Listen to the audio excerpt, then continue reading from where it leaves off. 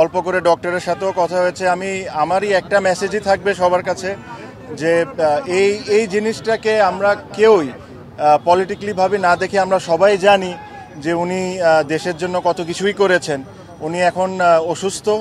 আমি এটাই আশা করব আর রিকোয়েস্ট করব সবাইকে যে জিনিসটাকে পলিটিক্যালি ভাবে না দেখে সবাই ওনার জন্য দোয়া করুন যেন উনি তাড়াতাড়ি সুস্থ হয়ে যান।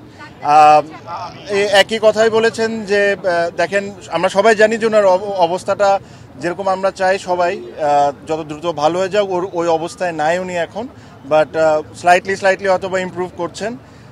আমি নিজেও যখন অসুস্থ হয়েছিলাম ওনার পরিবারের সবাই আমাকে দেখতে এসেছিলেন। আমার যতটুকু কমফর্ট করা সম্ভব ওনার পরিবার থেকে আমাকে ওই সাহায্যটা ওনারা করেছিলেন। তো আমার কাছে মনে হয় যেটা আমার দায়িত্ব ছিল, প্লাস আমি অনেক দিন ধরেই চাচ্ছিলাম যে এসে ওনাকে একবার দেখে যাই।